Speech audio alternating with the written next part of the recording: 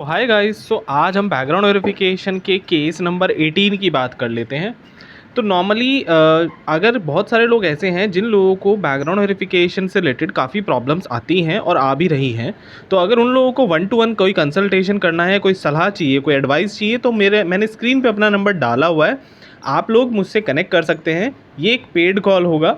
और जिन लोगों को मेरी लिंक्डइन प्रोफाइल चेक करनी है, मैंने नीचे डिस्क्रिप्शन में डाला हुआ है, तो आप मेरी लिंक्डइन प्रोफाइल चेक करके भी मेरे बारे में जान सकते हैं।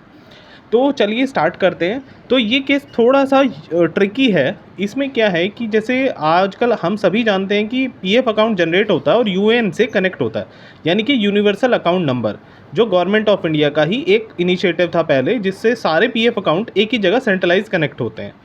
तो जिसमें आप अपनी पूरी प्रोफाइल देख सकते हैं, कहाँ कहाँ आपने काम किया है, क्या आपका डेट ऑफ जॉइनिंग था, क्या आपका लास्ट वर्किंग डे था, कितना अमाउंट डिपॉजिट हुआ, वो तो आपको ईपीएफओ की पासबुक से पता चल जाएगा, लेकिन वो लिंक्ड वहीं से है। तो अब यूएएन में क्या हो रहा है कि बहुत सारे लोग ऐसे हैं जिन्होंने एक महीना काम किया। अब इस क्लाइंट के साथ क्या था, इन्होंने एक एक महीना दो दो कंपनियों में काम किया, 2014 में, 2019 में और 2022 में। क्योंकि इनका थोड़ा टेन्योर 15 साल के आसपास था, तो इन्होंने क्या किया कि इन्होंने एक एक कुछ कंपनीज ऐसी हैं, दो तीन कंपनी जो इनको अच्छी नहीं लगी, जहां इन्होंने एक एक महीना काम करके छोड़ दिया। अब होता क्या है कि अगर किसी कंपनी में आपने एक महीना काम किया है और अगर वो एक प्रॉपर कंपनी है जहाँ पे आपका पीएफ कटता है, तो वो क्या करते हैं, आपका अकाउंट में पीएफ डिपॉजिट कर देते हैं पीएफ में। तो उससे क्या होता है कि अब वो पीएफ में टैग हो जाता है। अब आप उसको हटा नहीं सकते, डिलीट नहीं कर सकते। तो इनका कॉल आया कि, तो उन्होंने मुझसे पूछा कि क्या मैं इसको अपनी रिज्यूमे में दिखा सकता हूँ, क्या नहीं दिखा सकता। तो देखिए, ऐसा होता है कि अगर आपकी कोई भी ऐसी कंपनी जहाँ पे आपने 2 महीना 3 महीना काम किया है, ठीक है, और आपको लग रहा है कि ये आपके रिज्यूमे में गलत इम्पैक्ट कर रहा है या नेगेटिव इम्पैक्ट कर रहा है। देखिए, 10 साल से पुराना या 5 साल से ज़्यादा पुराना अगर है, तो आप उसको अगर ना भी दिखाएं तो कोई फ़र्क नहीं पड़ता। लेकिन अगर वो आपकी लास्ट 2 कंपनीज़ में या लास्ट 3 कंपनीज़ में से एक है, तो आप उसको रिज्यूमे में ज़रूर मेंशन करें। उससे कोई मेजर इम्पैक्ट नहीं होने वाला और ना ही कोई नेगेटिव होने वाला है। उस उल्टा, जब आप जॉइनिंग के लिए जाते हैं या आप इंटरव्यू के लिए जाते हैं, तो आप क्लियरली बता सकते हैं कि भाई, इस कंपनी में कल्चर अच्छा नहीं था, या सैलरी ठीक नहीं थी, या लोकेशन ठीक नहीं थी, तो इसलिए ये मैंने कंपनी छोड़ दी थी। तो उनको भी लगता है कि हाँ, ये जस्टिफाइबल है। तो फिर वो क्या करते हैं, वो जो 1 महीना या 2 महीना का आपका होता है, उसके ऊपर कंपनी बैकग्राउंड वेरिफिकेशन नहीं करती है, खर्चा नहीं करती, अगर आपका प्रोफाइल शॉर्टलिस्ट हो जाता है तो।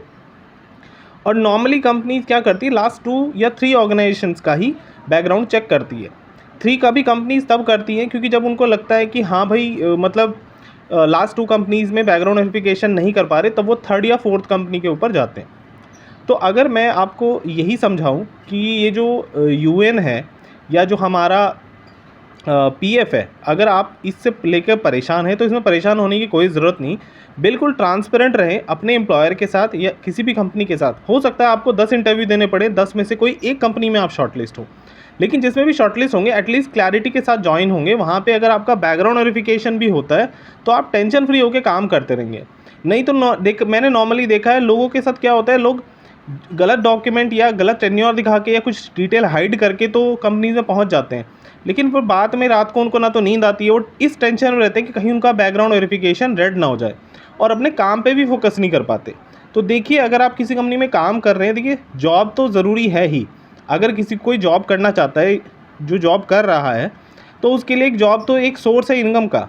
तो अगर आप किसी भी कंपनी में फेक डॉक्यूमेंट के साथ या गलत इन्फॉर्मेशन के साथ ज्वाइन करते हैं, तो आपकी बैकग्राउंड वेरिफिकेशन रेड हो सकती है।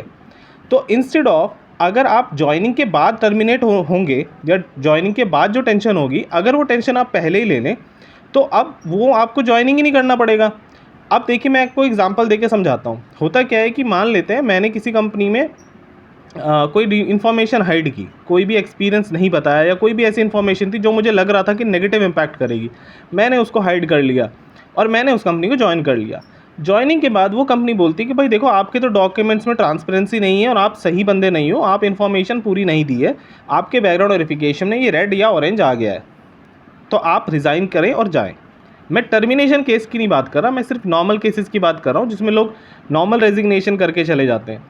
लेकिन उसके बाद क्या हुआ कि आपने तो रिज़ाइन कर दिया, आप चले गए और आपने सिर्फ 15 दिन काम किया, क्योंकि नॉर्मली कंपनीज में वेरिफिकेशन 1 हफ्ते से 15 दिन के बीच में हो जाती है। उस बीच में कंपनी ने आपको पीएफ में भी टैग कर दिया।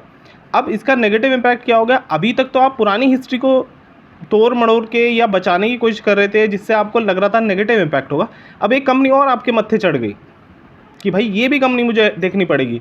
अब आप किसी और कंपनी में जाएंगे तो ये 15 दिन 1 महीना जहाँ पे आप अपनी टर्मिनेट होके आए हैं या आपका रेजिग्नेशन दे के आए हैं, यहाँ पे एक और कंपनी आपकी हिस्ट्री में आ गई पीएफ में। अब जो भी कंपनी यूएन से आपका चेक करेगी, एक कंपनी और आ जाएगी, अब उसका भी एक्सप्लेनेशन दो। अब क्या होता है, लोगों के ना जिनकी जो कम टेन्योर में ज़्यादा कंपनीज़ में काम करते हैं, उनका फोकस इंटरव्यू में उनकी स्किल से ज़्यादा उनकी कंपनीज़ पे रहता है कि उन्होंने इतनी कंपनी क्यों चेंज की है, क्योंकि उन एचआर के पास भी लिमिटेड टाइम होता है इंटरव्यू के लिए, तो वो उन्हीं में उलझ के रह जाता है और उसका इंटरव्यू अच्छा नहीं हो पाता और रिजेक्शन के ज़्यादा चांसेस हो जाते हैं।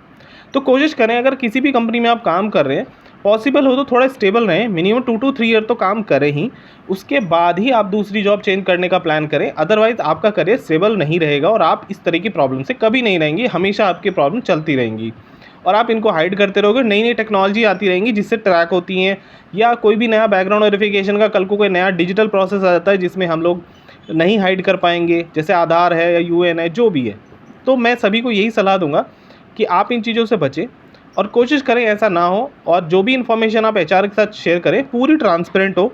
टेंशन लेने से कुछ नहीं होगा, टेंशन लेंगे तो परेशानी होंगे और उल्टा आप ही का कोई मतलब खर्चा हो जाएगा, हो सकता है डॉक्टर के पास जाना पड़े, तो उन चीज़ों से बचें। सो आई होप ये वीडियो आप लोगों को अच्छा लगा होगा और आप लोगों को मेरे सजेशन भी अच्छे लगे होंगे।